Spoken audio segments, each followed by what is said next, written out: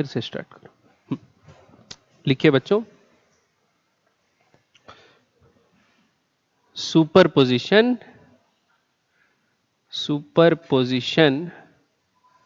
Of S H M.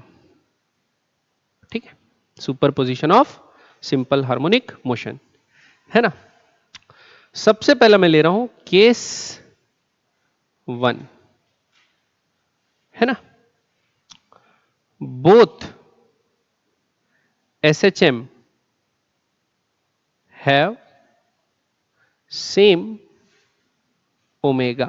Omega क्या होती थी? Angular frequency. एंगुलर फ्रीक्वेंसी समझने से मतलब बच्चों, यानी दोनों का टाइम पीरियड सेम है, दोनों का एम्पलीट्यूड अलग अलग होता है, दोनों के एक्सट्रीम्स मीन पोजीशन से अलग अलग हो सकते हैं, दोनों इनिशियली जरूरी नहीं हो कि एक सेम फेज में रहे, मतलब दोनों इनिशियली ये भी हो सकता है कि एक ओरिजिन पे है तो दूसरा एक्सट्रीम पे है, कैसा भी रहे। लेकिन जब किसी टी टाइम पे दोनों को एक दूसरे के ऊपर सुपर इंपोज कर दूंगा मैं, तो वो दोनों को मिला के जो जनरल मोशन होगा वो क्या SHM होगा कि नहीं होगा या कैसा होगा, ये हम लोग को देखना है। आ रही बात समझ में? तो पहला केस क्या है? Both SHM have same angular frequency. तो इस टाइप के सवाल को सुपरपोजिशन को पढ़ने के लिए सबसे पहले तो लिख लो सुपरपोजिशन प्रिंसिपल बोलता क्या है। कि देखो, suppose case 1 both have same frequency है और यह भी है कि both are in same direction. दोनों किस डायरेक्शन में? सेम डायरेक्शन, यानी दोनों एक्स एक्सिस के अलोंग या वाई एक्सिस के अलोंग, यानी एक ही डायरेक्शन के अलोंग। तो पहले वाले का displacement as a function of time लिखा हुआ है बच्चों, ए साइन ओमेगा टी। पहले वाले का फंक्शन कैसे लिखा है? A sine omega T. और दूसरे वाले का X position as a function of time लिखा है A dash sine omega T plus theta. ले सकता हूं मैं प्लस थीटा, है ना। अब ये दो SHM एक दूसरे के ऊपर सुपर इंपोज हो रहे हैं। ये दो पार्टिकल जो SHM करें एक दूसरे के ऊपर क्या हो रहे हैं? Super impose.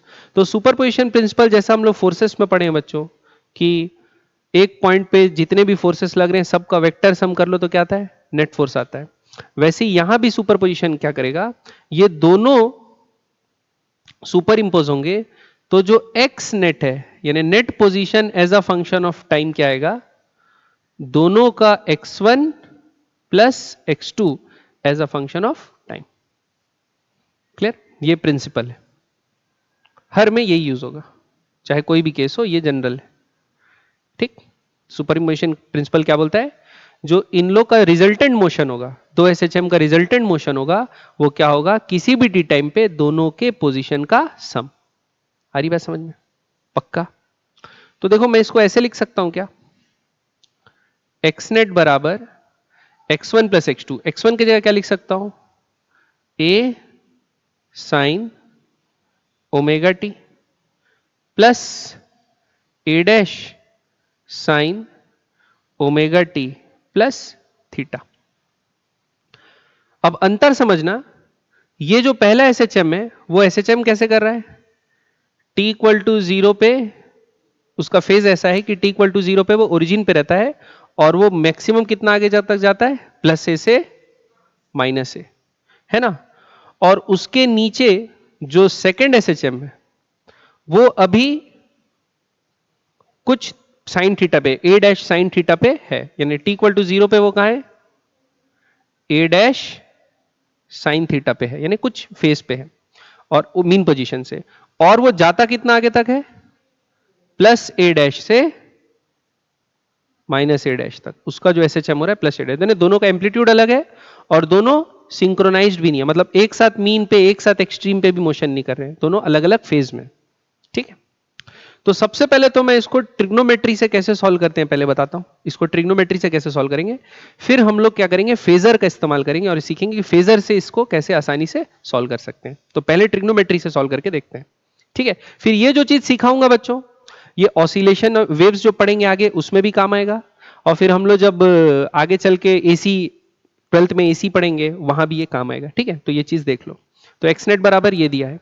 अब हमको पता है कि रिजल्टेंट मोशन ये दिया है, एक एसएचएम वर्सेस एक एसएचएम। अब ये रिजल्टेंट मोशन एसएचएम होगा कि नहीं होगा ये तो हम बता नहीं सकते। हां, अगर ये एक्स नेट का इक्वेशन समथिंग इनटू एक साइन का लीनियर ग्राफ आ जाता, साइन का लीनियर इक्वेशन, और अंदर में कुछ भी एंगल हो, तब हम लोग समझ सकते थे कि हां अब क्या होगा, सॉल्व हो गया, यानी एक एसएचएम ही होगा। तो इसको लाने की कोशिश करते हैं। अभी तो ये क्या है, साइन का समथिंग प्लस साइन का समथिंग। आ रही बात समझ में? तो देखो इसको कैसे सॉल्व करेंगे। तो यहां तक लिखे हो, इसको मैं आगे उठा रहा हूं। तो क्या लिखा है बच्चों, एक्स नेट क्या लिखा है, A sine omega T plus A dash sine omega T plus theta. A sine omega T plus A dash sine A cos B plus cos A sine B लिख सकता हूं, साइन ए प्लस बी का formula. तो यहां क्या लिख जाएगा, sine omega T cos theta plus A dash cos omega T sine theta. इतना चीज समझ में आया? पक्का? अब देखो यहां भी साइन ओमेगा टी है, यहां भी साइन ओमेगा टी है। क्या मैं ऐसा लिख सकता हूं, A plus A dash cos theta, बाहर क्या जाएगा, sine omega T plus A dash sine theta cos omega T. यहां तक समझ में आ रहा है कि नहीं आ रहा है? पक्का? अब देखो इसको एक फंक्शन बनाने के लिए मैं क्या करता हूं,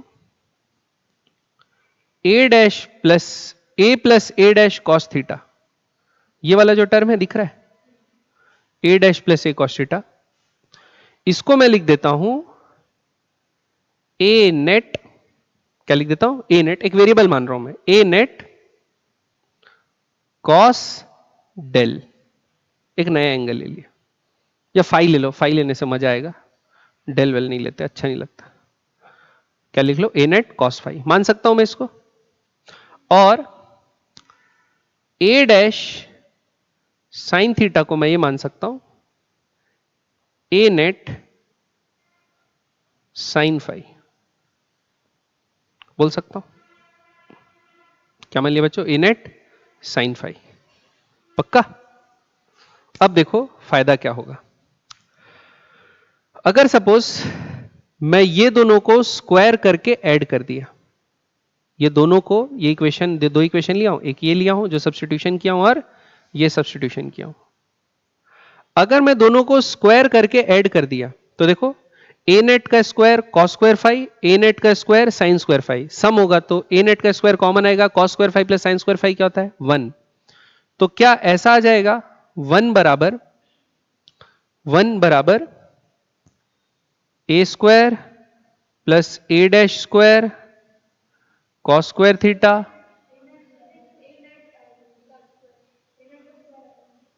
हाँ इधर, हाँ हाँ हाँ हाँ ठीक, ए नेट का square, A square plus A dash square cos square theta plus 2 A dash cos theta, इतना आएगा। प्लस ये वाला टर्म ऐड होगा तो A dash square sine square theta आएगा। देखो A dash square cos square theta, A dash square sine square theta, इसको group कर देंगे तो ए नेट क्या आ गया, ए square plus A dash square plus 2 A dash cos theta. तो square यहां से हट गया बच्चों, स्क्वायर यहां से हट गया, तो क्या आएगा ये पूरा अंडर रूट में। इसको याद रखो, अभी वाइवा में पूछूंगा। ए नेट क्या है, ए square plus A dash square plus 2 A dash cos theta. ये तो वैसे ही है ना बच्चों की वेक्टर का नेट मैग्नीट्यूड निकल रहा है। अगर एक वेक्टर का मैग्नीट्यूड f1 है, दूसरे का f2 रहता था, और बीच में दोनों के कितना डिफरेंस रहता था एंगल में, एंगुलर डिफरेंस थीटा। कब, जब उनको एंड टू एंड जोड़ते थे। आ रही बात समझ में? तो थीटा रहता था दोनों के बीच में डिफरेंस एंगल का, तो मैग्नीट्यूड ये आता था। दूसरा, अगर मैं दोनों को डिवाइड कर दूं, इसको डिवाइडेड बाय इसको कर दूं, तो बच्चों ए नेट कट जाएगा, तो यहां से जो फाई मेरा दूसरा वेरिएबल है उसका वैल्यू निकल जाएगा। क्या आ जाएगा, टेन फाई बराबर ए नेट तो कट गया, क्या आएगा, A dash sine theta by A plus A dash cos theta. ठीक, तो जो रिजल्टेंट वेक्टर आ रहा था वो ओरिजिनल जो पहला वेक्टर है जो उसको बेस मानते थे उससे कितना एंगल बना रहा है वो पता चलता था कि नहीं पता चलता था। तो ये तो फाई आ गया और ये आ गया, जो दो वेरिएबल में कंसीडर किया वो आ गया। ये क्यों ऐसा किया? क्योंकि मैं इनके जगह सब्स्टिट्यूशन करूंगा इनका, तो देखो मेरा आंसर क्या आता है। ठीक, तो मैं सब्स्टिट्यूशन कर रहा हूं। अभी ये दो चीज को नोट कर लियो, इसको यहां से मिटा रहा हूं, ये नीचे नोट हो गई ना। अब इसको यहां से मिटा रहा हूं, देखो कहां गया, यहां ऊपर में लिखता हूं, मजा आएगा। ठीक है, तो ये a plus A dash cos theta के क्या जगह क्या लिखूंगा, ए नेट कॉस फाई, तो आएगा A net cos phi sine omega T plus इसके जगह क्या लिखूंगा बच्चों, ए नेट साइन फाई, तो क्या आ जाएगा A net sine phi cos omega T. Clear है? ये देखो ये भी बन गया sine A cos B plus cos A sine B. तो मैं ये पूरे इक्वेशन को जो क्या था एक्स नेट चल रहा था ऐसा लिख सकता हूं कि नहीं लिख सकता हूं बताओ। एक्स नेट बराबर ए नेट कॉमन आ जाएगा और बचेगा क्या, sine omega T plus phi. ये बात समझ में आया कि नहीं आया, है ना? क्या आया, A net sine omega T plus phi. ये एक एसएचएम की इक्वेशन है। तो मतलब ये सोचो कि अगर दो सिंपल हार्मोनिक ऑसिलेशंस हो रहे हैं जिनका ओमेगा क्या है सेम, एंगुलर फ्रीक्वेंसी क्या है सेम, भले उनके बीच में इनिशियल फेज डिफरेंस हो, जब दोनों एक दूसरे के ऊपर सुपर इंपोज करेंगे तो उनका जो रिजल्टेंट मोशन होगा वो भी सिंपल हार्मोनिक मोशन होगा, जिसका एम्पलीट्यूड होगा दोनों के एम्पलीट्यूड का वेक्टर सम, दोनों के एम्पलीट्यूड का वेक्टर सम। और थीटा क्या होगा, दोनों के बीच में जो फेज डिफरेंस था, पहले वाले में ओमेगा टी था, दूसरा वाला था ओमेगा टी प्लस फाई, तो फाई का फेज डिफरेंस था कि नहीं दोनों में, तो उसके साथ। और दोनों का जो रिजल्टेंट एम्पलीट्यूड आएगा वो इस वाले से कितना फेज डिफरेंस पे होगा, 5 फेज डिफरेंस पे होगा। बात समझ में आई कि नहीं आई? पक्का? तो अगर हम लोग ए नेट और फाई निकालिए तो रिजल्टेंट आ गया ना, और सारा मोशन फिर डिस्क्राइब हो गया। समझ में आया कि नहीं आया बच्चों? पक्का? और वेक्टर एडिशन डायग्राम में भी कर सकते हैं अपन लोग, डायग्राम याद है, पैरेललोग्राम लॉ, ट्रायंगुलर लॉ, सब तो पढ़े हो। तो सपोज आपको अगर एक वेक्टर दिया है, एक एसएचएम दिया है ए साइन ओमेगा टी, और दूसरा दे दिया है X dash A dash sine omega T plus phi, तो आपको कुछ नहीं करना, आपको वेक्टर एडिशन करना है। तो ओमेगा टी वाला जो टी इक्वल टू जीरो पे फेज, जिसका इनिशियल फेज जीरो है, उसको आप बेस मान लो, तो उसकी लेंथ क्या रखोगे आप, ए। अब ये ओमेगा टी है और ये ओमेगा टी प्लस फाई है, तो ये लीड कर रहा है कि लैग कर रहा है, लीड कर रहा है, कितना, प्लस फाई। तो यहां बना दो बच्चों ए डैश, ये कितना एंगल है और फाई, अरे बस फाई नहीं थीटा ले लो, क्या ले लो, थीटा, थीटा ले लो। ठीक, अब आप ये दोनों का वेक्टर एडिशन करोगे तो क्या होता है बच्चों, चाहे पैरेललोग्राम से ऐड करो, ट्रायंगल से ऐड करो, भारत माता से ऐड करो, हमको कोई मतलब नहीं, ऐड करना है। ठीक, जो मेथड लगाने लगाओ। तो ये जो होगा वो क्या आ जाएगा बच्चों, ए नेट, अरे बात समझ में, और ए नेट की वैल्यू क्या हो जाएगी, पैरेललोग्राम लॉ पता है अपने को, क्या, A square plus A dash square plus 2a dash cos theta का अंडर रूट। और ये जो रिजल्टेंट है एसएचएम, वो कितना एंगल बना रहा है, फेज डिफरेंस ओरिजिनल वाले से फाई, ये एंगल फाई है। और टेन फाई का वैल्यू क्या आ जाएगा बच्चों, हमको पता है टेन फाई का वैल्यू क्या आ जाएगा, ये वैल्यू क्या हो गई आपकी A dash sine theta by A plus A dash cos theta, ये आ गई फाई। तो अपने को रिजल्टेंट जो वेक्टर आएगा वो पता चल गया, क्या होगा रिजल्टेंट, जिसका एम्पलीट्यूड ए नेट होगा इतना और sine omega T plus phi, phase difference इस वाले वेक्टर से इतना होगा, इस वाले से। ठीक, पक्का? समझ में आया कि नहीं आया, ऊपर से तो नहीं गया? ठीक, अब एग्जांपल बनाए। तो ये किसके लिए है, जब ओमेगा सेम हो और दोनों सेम डायरेक्शन के अलोंग एसएचएम कर रहे हैं, एक्स एक्सिस में दोनों।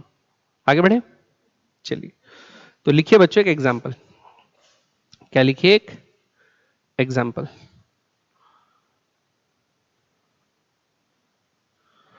तो लिखिए x1 बराबर दिया है 3 साइन ओमेगा टी और x2 दिया है, लिखो 4 कॉस ओमेगा टी, है ना।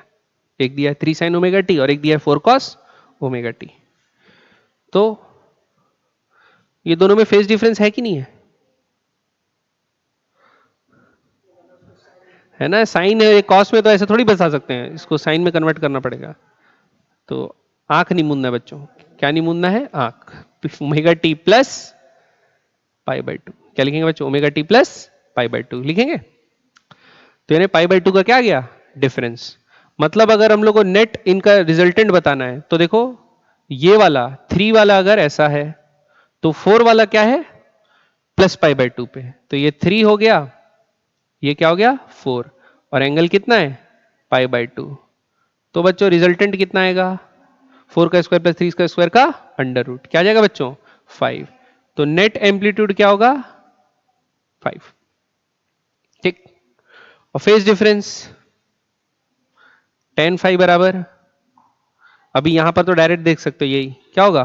4/3, 4/3। tan थीटा 4/3 कौन से एंगल के लिए होता है? 53। तो फाइव बराबर क्या हो गया? 53 डिग्री। तो मैं resultant S H M X ऐसा लिख सकता हूं 5 साइन ओमेगा टी प्लस 53। समझ में आया कि नहीं आया? चलो पक्का?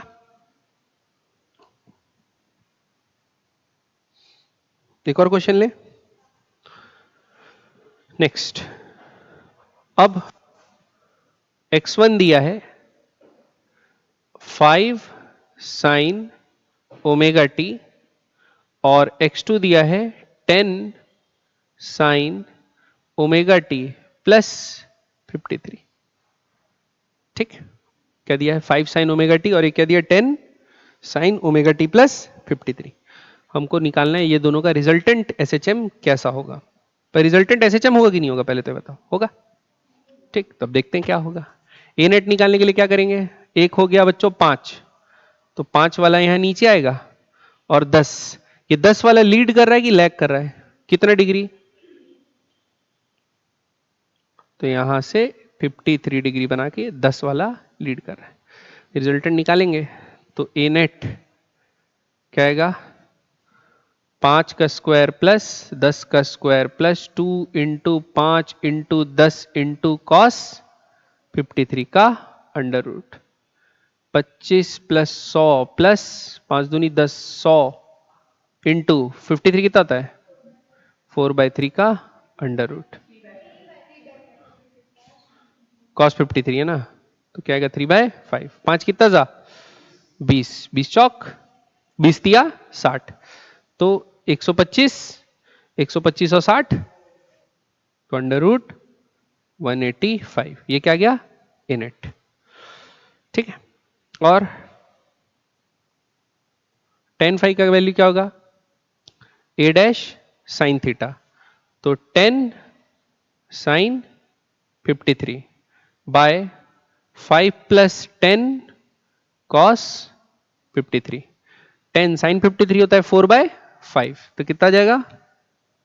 8। फिर 10 साइन 53 कितना होता है? 3/5, तो 3/5 कितना होगा? 6, 6 प्लस 5 11, तो 5 बराबर क्या हो जाएगा? tan inverse 8/11। ठीक, तो अपन फाइनल क्या लिखेंगे? फाइनल जो एक्स नेट आएगा वो क्या लिखेंगे? Root 185 sine omega T plus tan inverse 8/11। समझ में आया बच्चों? ठीक है, नेक्स्ट आगे बढ़े। अभी क्या कर रहे थे? जैसे एक में ओमेगा टी ले रहे थे, दूसरे में प्लस कर रहे थे, तो फेज डिफरेंस देखना क्या हो गया अपना? आसान हो गया। ऐसा दिया है तो x1 बराबर है, लिखो 5 साइन ओमेगा टी प्लस 37 और x2 है 5 साइन ओमेगा टी प्लस 53। ठीक है,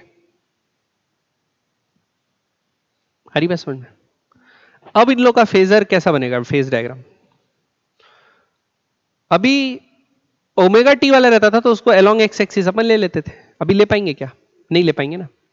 अभी ये सपोज अपना ऐसा बनेगा ग्राफ, तो वेक्टर कैसे बनेंगे, ये पहले से 37 डिग्री बना रहा है, तो जो पहला वेक्टर अपना बनेगा कितने वाला, 5 वाला, कितने एंगल पे बनेगा, 37 डिग्री पे बनेगा। और जो अपना दूसरा बनेगा वो 5 का कितना बना रहा होगा नॉर्मल, 53 डिग्री बना रहा होगा। तो दोनों के बीच एंगल कितना होगा, 57 माइनस, सॉरी 53 माइनस 37। तो दोनों में बीच में फेज डिफरेंस कितना होगा, 57 माइनस 30, 53 माइनस 37। आ रही बात समझ में। तो अब हम लोग को वेक्टर निकालना है, तो क्या करना पड़ेगा बच्चों, A square plus B square plus 2 A B cos 53 minus 37। आ रही बात समझ में। तो कॉस ए माइनस बी का फॉर्मूला लगा के फिर सॉल्व कर लेंगे पक्का। और फेज डिफरेंस उसमें भी sign A plus B cos A plus B लगेगा, तो लेंदी होगा लेकिन निकल जाएगा। समझ में आ रहा है कि नहीं आ रहा बात, ठीक है। तो निकालो इसको, कैलकुलेट करो जल्दी जल्दी, मेरे को बताओ क्या आएगा।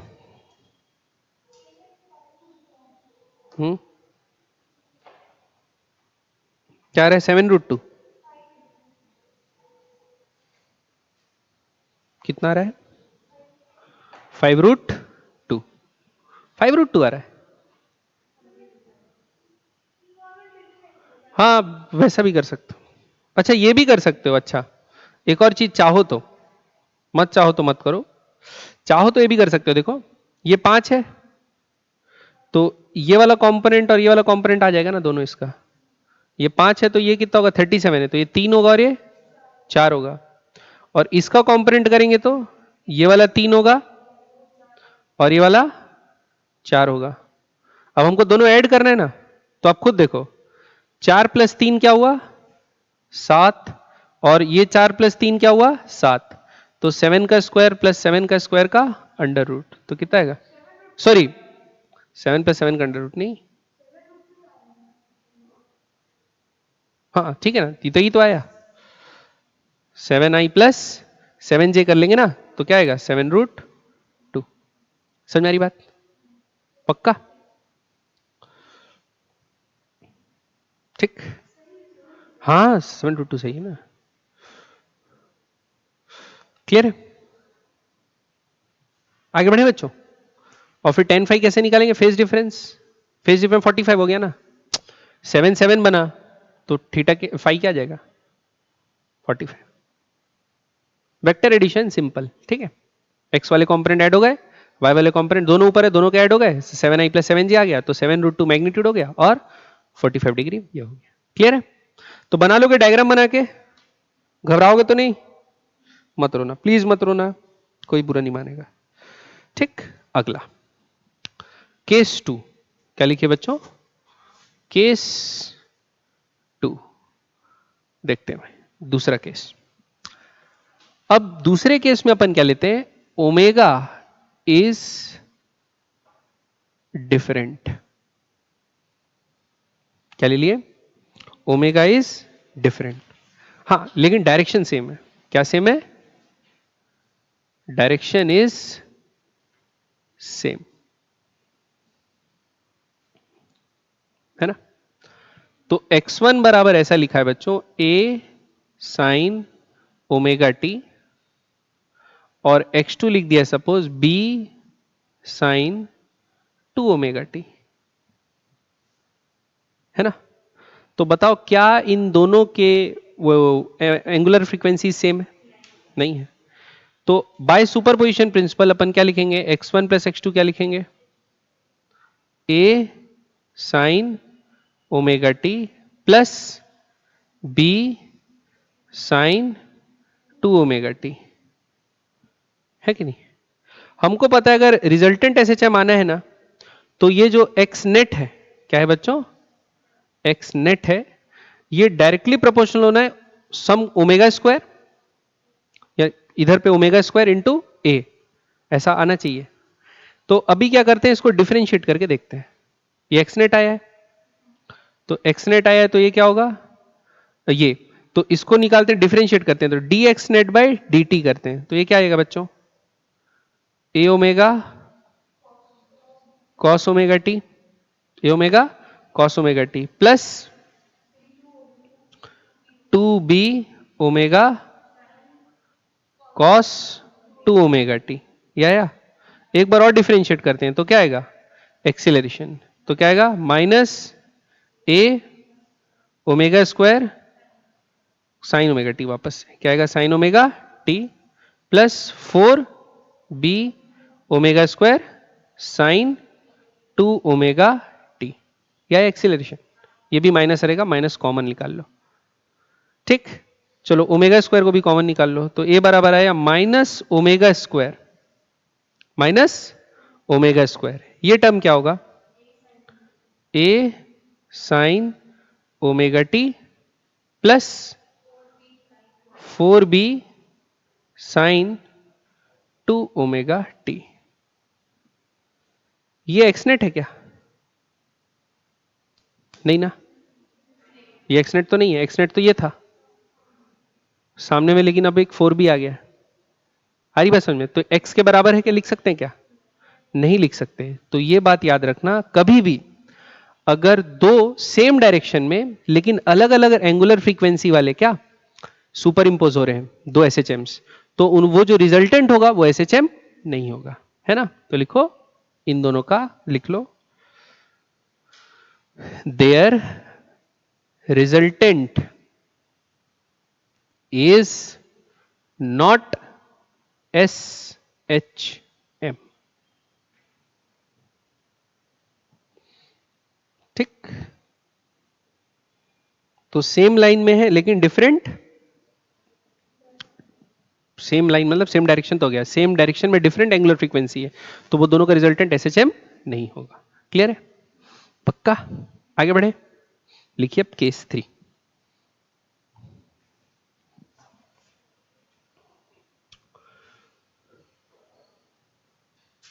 केस 3 है ना, केस 3 में लिख लीजिए म्यूचुअली परपेंडिकुलर एसएचएम। क्या लिखिए? म्यूचुअली परपेंडिकुलर एसएचएम, मतलब एक एक्स में तो दूसरा वाई में। लिखते हैं, तो पहले सिंपल से लेके चालू करते हैं ना। एक्स में है सपोज ए साइन ओमेगा टी, और वाई में लिख लो बच्चों है बी साइन ओमेगा टी, है ना? तो दोनों के इक्वेशन को देखो, तो ये एक्स एक्सिस के अलॉन्ग होगा, और t इक्वल टू 0 पे मीन पोजीशन पे, क्योंकि कोई भी इनिशियल फेज इसमें जुड़ा हुआ नहीं है, और इसका एम्पलीट्यूड क्या है? प्लस ए और माइनस ए। और उसी के दूसरे तरफ जो हमारा ये वाला एसएचएम है बी वाला, इसका एम्पलीट्यूड बी के अलॉन्ग है, और t इक्वल टू 0 पे ये भी 0 पे है, लेकिन ये जा रहा है प्लस बी से माइनस बी, यानी एम्पलीट्यूड अलग अलग है और डायरेक्शन भी अलग अलग है। अब ये दोनों एक दूसरे के साथ सुपर इंपोज हुए, है ना? तो सबसे पहले देखता हूं कि बनेगा क्या, इनकी ट्रेजेक्ट्री कैसे बनेगी। पहले क्या देखता हूं बच्चों, ट्रेजेक्ट्री कैसी होगी, यानी कैसा मोशन करेंगे। तो ट्रेजेक्ट्री देखने के लिए क्या एलिमिनेट करते हैं? टाइम एलिमिनेट करते हैं। तो क्या करते हैं देखो, यहां से साइन ओमेगा टी क्या जाएगा? X by A. यहां से साइन ओमेगा टी क्या जाएगा? X by sorry Y by B. इसका मतलब समझते हो दया? क्या? एक्स बाय ए बराबर वाई बाय बी। तो x बराबर क्या आ गया? y इंटू ए बाय बी, या y बराबर क्या आ गया? b बाय ए इंटू एक्स। समझ में आया बच्चों? ये किसा इक्वेशन है? स्ट्रेट लाइन इक्वेशन, जिसका इंटरसेप्ट क्या है? जीरो। जिसका इंटरसेप्ट क्या है? जीरो। जिसका स्लोप क्या है? b बाय ए। तो tan थीटा बराबर b बाय ए एक लाइन बना लेना है, ठीक। तो रिजल्टेंट एसएचएम क्या होगा बच्चों, ऐसा, ये y वाला, ये x वाला, y एक्सिस x एक्सिस। तो हमको एक tan थीटा बना देना है, tan थीटा स्ट्रेट लाइन, कैसा कि ये थीटा बराबर b बाय ए, tan थीटा बराबर क्या है, b बाय ए।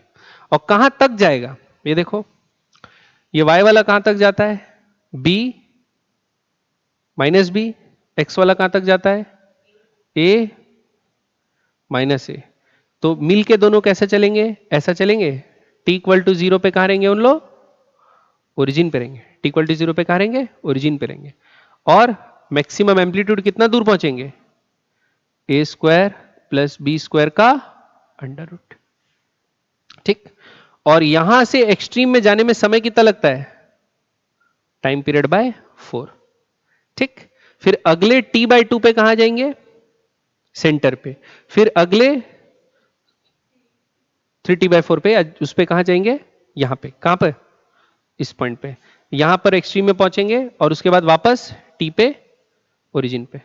तो एम्पलीट्यूड क्या होगा बच्चों, A square plus B square का अंडर रूट, और वो अलोंग एक line which is theta, tan theta बराबर दोनों के एम्पलीट्यूड का जो बी बाय है उसके अलोंग ये मोशन करें।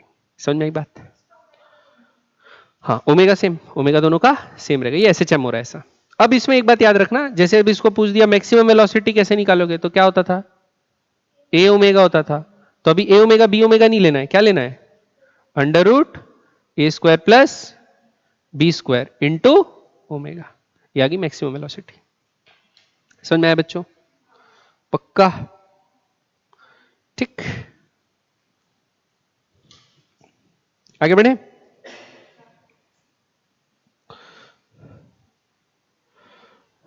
ठीक। अब इसी में एक वेरिएशन देख लेते हैं। अगर आपका x बराबर दिया है बच्चों a साइन ओमेगा टी, और y एक्सिस में दूसरा एसएचएम हो रहा है, ये दिया है b sine omega T plus pi, अब क्या करेंगे, b sine omega T plus pi, ठीक। तो क्या मैं इसको ऐसा लिख सकता हूं, minus B sine omega T लिख सकता हूं, थर्ड क्वाड्रेंट में साइन क्या होता है, नेगेटिव होता है, और ऐसा लिख लिए, तो y बराबर ये लिख लिए। तो अब यहां पे y बराबर आएगा माइनस बी बाय ए एक्स, पहले क्या था, प्लस बी बाय ए, अब क्या है बच्चों, तो अब स्लोप क्या हो गया, नेगेटिव, पहले स्लोप क्या था, पॉजिटिव। तो नेगेटिव स्लोप कैसे बनाएंगे, ऐसा, ऐसा बनेगा, और ये टेन थीटा किसके बराबर होगा, बी बाय ए के बराबर, स्लोप नेगेटिव बना, माइनस बी बाय ए बोल के। सेम वही मोशन होगा अब यहां से यहां, तो एम्पलीट्यूड कितना होगा, ए स्क्वायर प्लस बी स्क्वायर का अंडर रूट, ठीक है। तो t इक्वल टू 0 पे यहां, t बाय 4 पे यहां, t बाय 2 पे वापस यहां, 3t बाय 4 पे यहां, वापस t पे सेंटर पे। तो ये सिंपल हार्मोनिक मोशन होगा। वी मैक्स यहां भी क्या होगा, omega into under root A square minus A square plus B square, ठीक है। पक्का बच्चों, ऊपर से तो नहीं गया, बढ़िया। आगे बढ़े, चलो अब एक और चीज देखते हैं, एक इसी में एक और स्पेशल केस देखते हैं, मिटाएं इसको। अब x बराबर दे दिया है a साइन ओमेगा टी, और y बराबर दे दिया है b कॉस ओमेगा टी, वाह भाई वाह, ठीक। यानी दोनों में 90 डिग्री का फेज डिफरेंस भी है, यानी एक जब मीन पे है दूसरा कहां पे, एक्सट्रीम पे, एक मीन पे तो दूसरा एक्सट्रीम पे। पहले क्या था, जीरो फेज डिफरेंस था, मतलब दोनों मीन पे थे, दोनों क्या पे थे, मीन पे थे। पाई फेज डिफरेंस था, तो दोनों मीन पे थे लेकिन एक आगे जा रहा है और एक पीछे जा रहा है, ठीक। अब यहां पर क्या डिफरेंस आ गया कि भाई एक t इज इक्वल टू 0 डालोगे तो ये तो 0 पे है, और इसमें t इज इक्वल टू 0 डालोगे तो b पे, एक्सट्रीम पे। तो आप खुद सोचो, एट t इक्वल टू 0 अगर मैं ऐसा ग्राफ बनाऊं, तो पहले वाले एसएचएम के हिसाब से तो x बराबर 0 होना चाहिए, लेकिन y बराबर क्या है, बी। तो t इक्वल टू 0 पे वो यहां रहेगा कि नहीं रहेगा? इसको बोल देते हैं 0 कॉमा बी। ठीक, आ रही बात समझ में?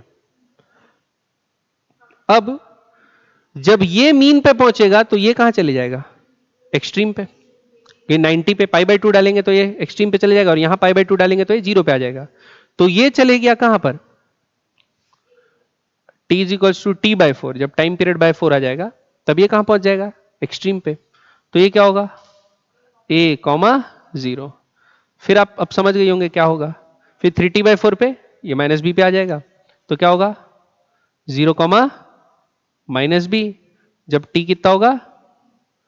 3t bye 4। और फिर सॉरी 3t बाय 4 नहीं, t बाय 2 पे, आधे साइकिल पे, t बाय 2 पे, t बाय 2 पे। फिर 3t बाय 4 पे कहां होगा? यहां पे माइनस ए कॉमा 0।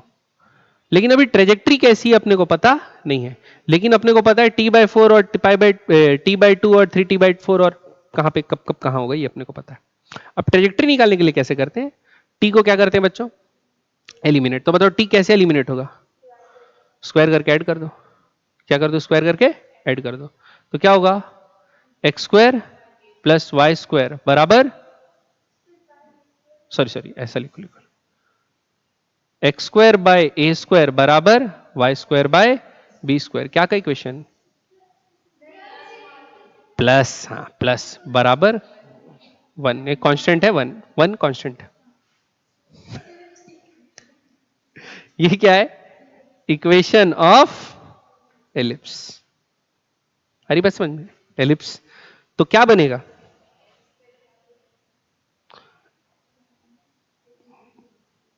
एलिप्स बनाना नहीं आता मेरे को, ये बना लो। ठीक, क्या बन गया बच्चों? एलिप्स। इसमें मेजर एक्सिस कौन होगा, माइनर एक्सिस कौन होगा? जो ए और बी में जो बड़ा होगा वो हमको क्या पता। ठीक है, तो ऐसा अंडा बनेगा कि ऐसा अंडा बनेगा, ये डिपेंड करता है। ठीक है, लेकिन बनेगा क्या? अंडा।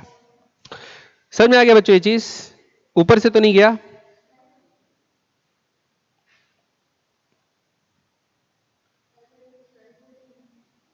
ठीक है, तो अगर हम लोग को मोशन प्रिडिक्ट करना है बच्चों, तो हमको क्या करना है? ट्रेजेक्ट्री निकालना है।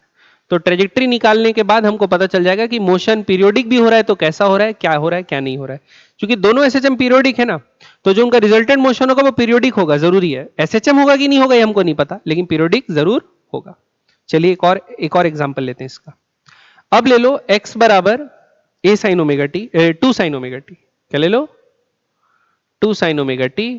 और y बराबर ले लो 1 कॉस 2 ओमेगा टी।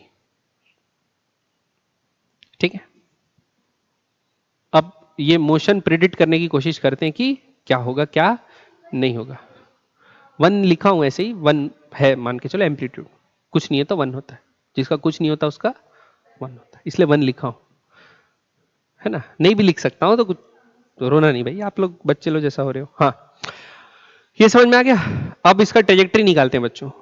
तो इधर साइन है, इधर कॉस, तो y को ऐसे लिखते हैं। कॉस 2 ओमेगा टी को क्या लिख सकते हैं? साइन स्क्वायर वाले टर्म्स में ये लिख सकता हूं, 1 minus 2 sine square omega T bye,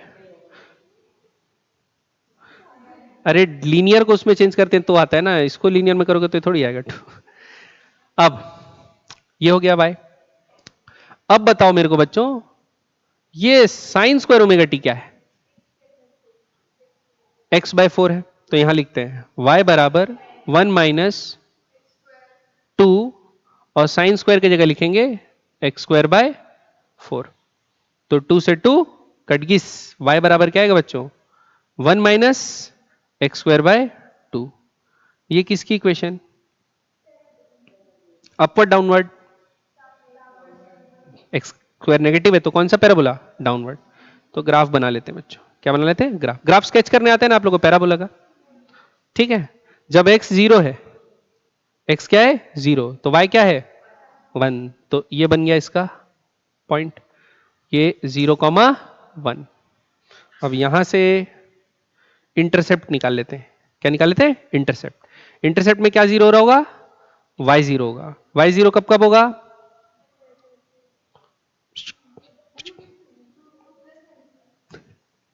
plus minus √2। तो यहां पर क्या कर दो? माइनस √2 कॉमा जीरो और यहां पर प्लस √2 कॉमा जीरो कर दिए। लेकिन मोशन क्या यहां तक हो रहा होगा? यहीं तक नहीं ना भाई। x का मैक्सिमम वैल्यू कहां तक जाएगा? 2 तक। √2 से बड़ा होता है ना, √2 और माइनस √2 से, तो यहां तक कहीं जाएगा। ये क्या होगा? 2 कॉमा कुछ होगा, y का कोऑर्डिनेट कुछ होगा, यानी x का वैल्यू 2 रख के देख लेते हैं। x का वैल्यू 2 रखोगे तो 2 का स्क्वायर 4, 4/2, 4/2 कितना होगा? -1। तो कितना आ जाएगा? -1। तो यहां पर y बराबर क्या होगा? -1। तो 2 कॉमा -1 और यहां पर आ जाएगा थोड़ा सा आगे -2 कॉमा -1। समझ में आ रही बात? और पैराबोला बनाते हैं कुछ ऐसा, है ना? जो पॉइंट बनाया उससे मैं नहीं ले जा रहा हूं, लेकिन आप मान लेना इसको यहां किसका लेना, इसको यहां किसका लेना, ठीक है? हमारी बात समझ। तो डाउनवर्ड पैराबोला बन गया। तो एसएचएम कैसा हो रहा होगा? इसके आगे नहीं जाएगा, इसके आगे नहीं जाएगा। क्या होगा बच्चों? यहां यहां हमारी बात समझ में? पक्का t इक्वल टू 0 पे यहां है। क्यों? t इक्वल टू 0 डालने पे x का वैल्यू क्या आएगा? 2। तो वहां नहीं है, कहां है? यहां पे। t इक्वल टू 0 पे यहां पे, ठीक। फिर t इक्वल टू 0 से t/4 समय में यहां जाएगा, फिर अगले t/4 समय में यहां जाएगा, फिर अगले t/4 में वापस आएगा, फिर अगले t/4 में ओरिजिनल पोजीशन पहुंच गई। समझ में आ गई बच्चों? तो आपको कैसा भी इक्वेशन दिया है सुपर इंपोजिशन का, सुपर इंपोज करके लिख लोगे चीजों के बारे में, ठीक। बस ओमेगा डिफरेंट हो रहा है तो एसएचएम नहीं है, ये एसएचएम नहीं है। क्लियर बात? आगे बढ़े, ऊपर से तो नहीं गया? चलिए अब खत्म। और क्या इसमें आगे कुछ नहीं है, सुपरपोजिशन में इतनी चीज है ना? अब इसके बाद लास्ट चीज अपनी क्या बची? डैम्पिंग, ठीक। डैम्पिंग और फोर्स्ड ऑसिलेशन अपने को पढ़ना है।